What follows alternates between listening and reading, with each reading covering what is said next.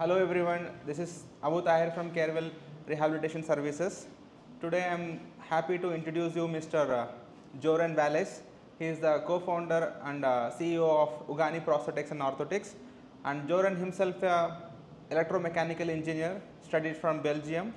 So I want to introduce you, he is a great person who is dealing with the 3D technology in India right now. Thank you. Joran, Thanks for having me. As you said, I'm one of the co-founders of Ugani Prosthetics. I'm actually not the CEO, that's my twin brother, who you know as well. I am the CEO, so I manage everything that's operations, yeah, that's why I'm here in India. It's been an amazing 2 weeks here. It's slowly coming to an end, but it's been really wonderful to meet India for the first time in my life. I'm happy to be sitting here with my good friends to talk about 3D in prosthetics and orthotics. So, what is the history of Ugani? So, how did you end up in 3D technology in O&P industry?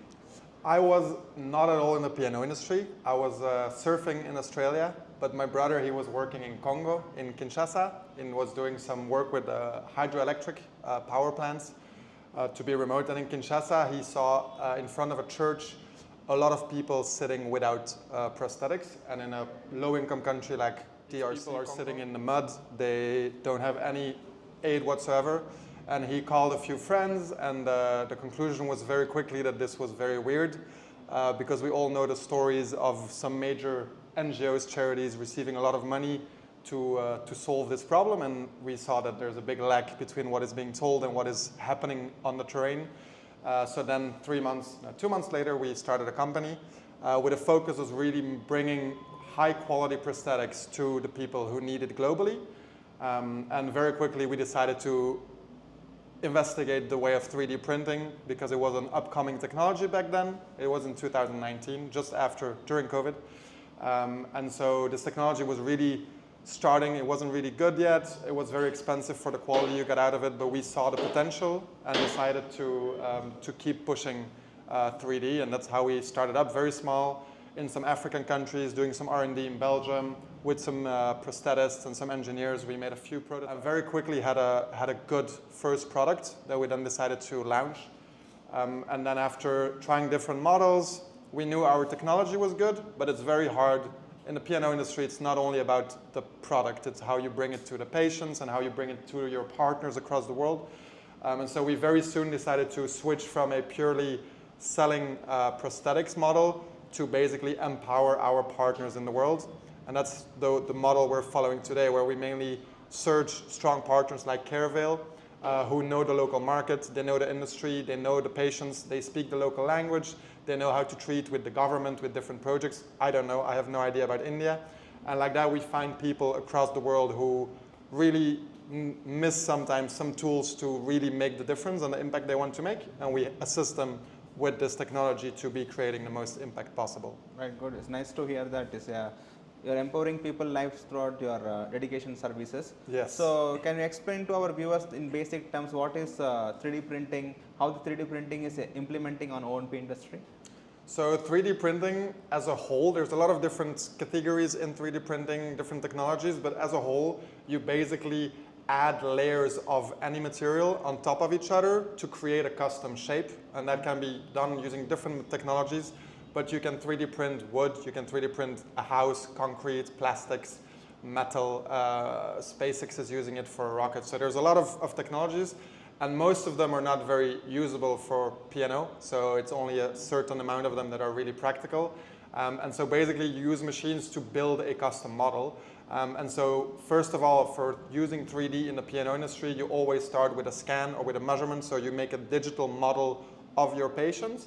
And then we use this digital model to create the device you want to make for your patient, being a hand splint or a prosthetic socket or a cranial orthotic. Doesn't really matter, but you start from the model of the patient, a digital model on your computer, not the real life patient, but a digital model. Then we make the product around this model using different types of technology. We have our own, but there's different options out there. And then we send this final product file to the machine that then builds it up from nothing. So the machine starts empty and builds up, depends, sometimes it builds up like this, but it builds up basically layer by layer the product that you will then give to your patient.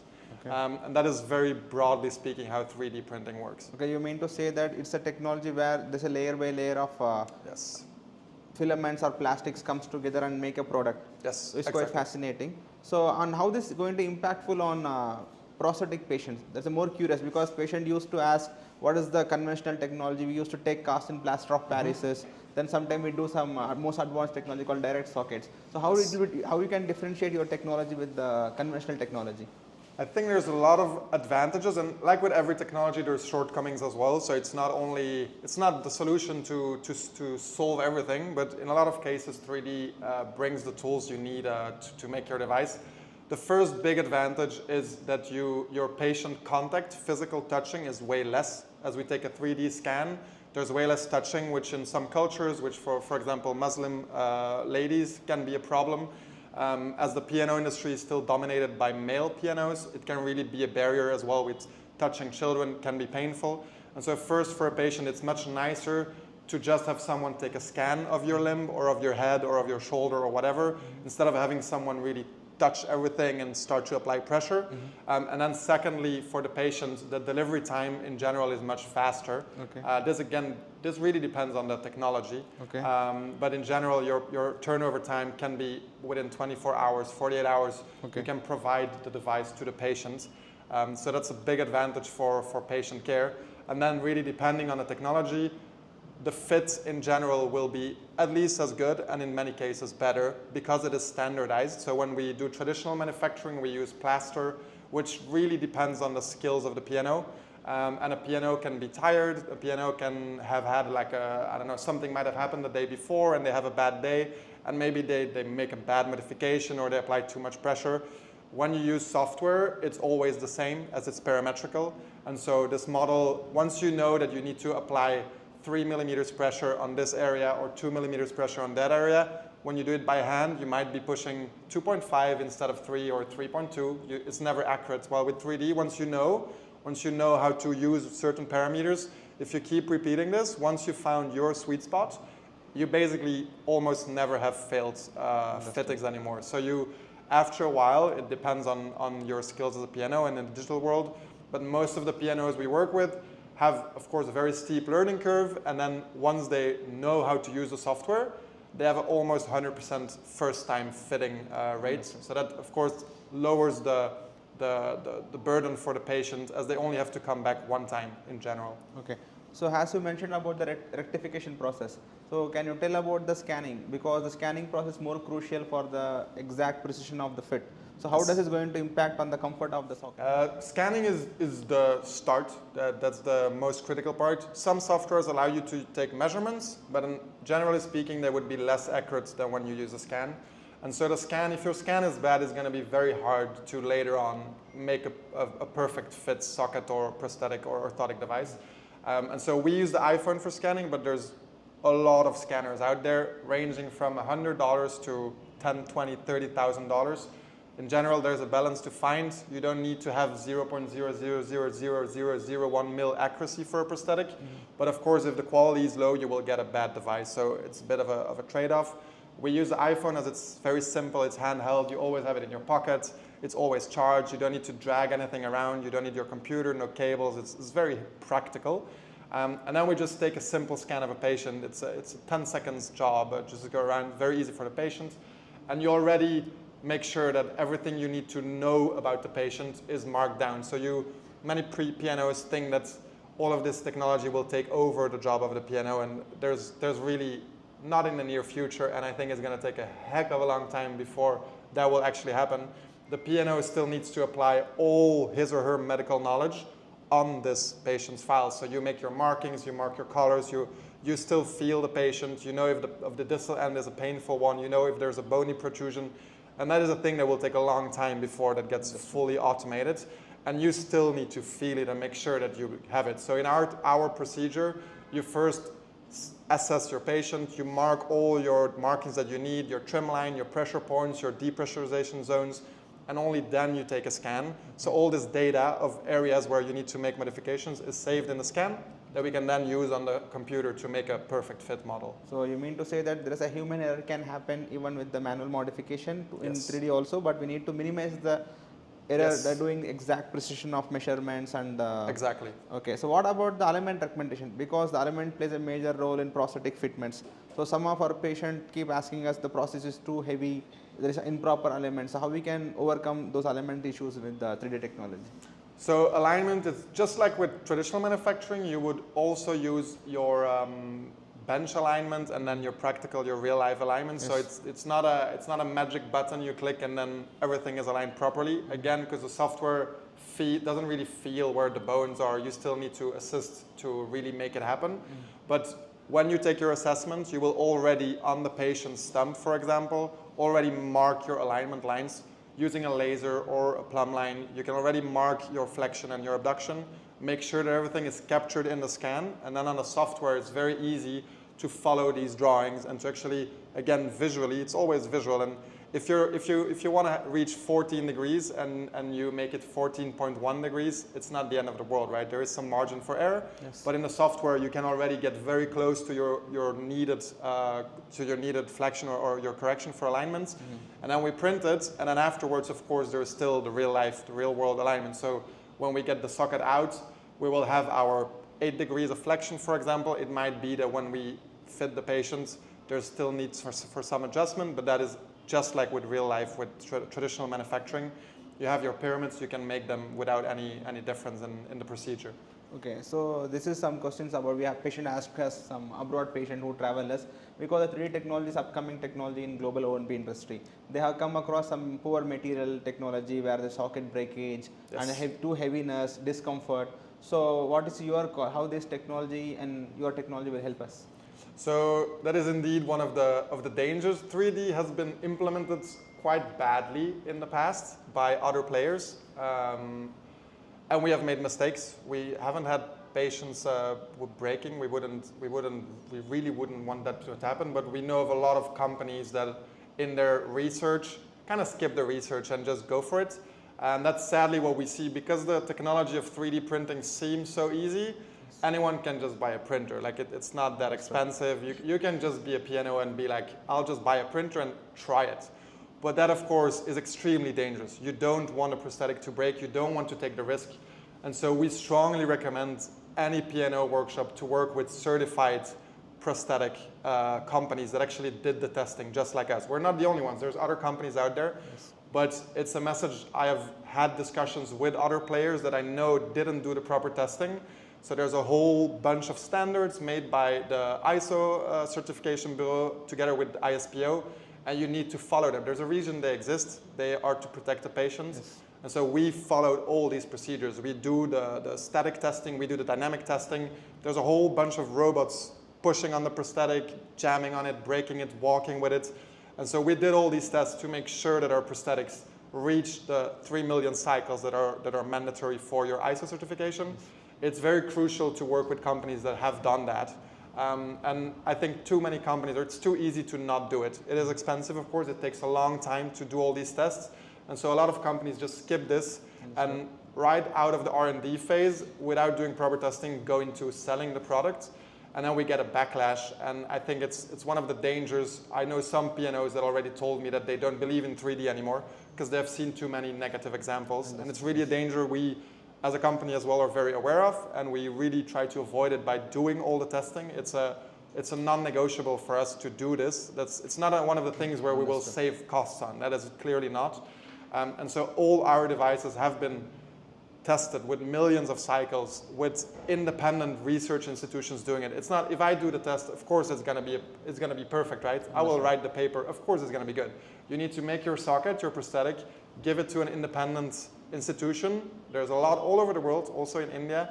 They will do the testing and they will just write your report and tell you it broke or it didn't break. And it's not up to you to do your own testing, which also some companies have been doing. Yes. But we all know how testing works if you do it yourself. You make the numbers look better than they really are. And we know it's a danger, but I think with time evolving, 3D printing is getting better. And so I think companies are also very aware of the negative name that 3D might be getting in the future. So I think more and more companies are really taking this serious and are doing all the testing before actually giving a product to a patient. And for us, it's very simple. Our any socket we make, we always assure it's a perfect one that you could bring home and use as a definitive socket. Yes. Even for check sockets, except when it's used for in the clinic, the moment the patient takes a prosthetic home, we are always very clear with this with our partners. We want to make sure that this is a final socket that will not break. You don't want to send them home with a socket that could break in 1 or 2 weeks. But it's a different approach. Really depends on the partner you're looking for. So we have tried even our patient with many definitive sockets because we are working from last 2 weeks. So the material was really good because of the technological advancements in the materials.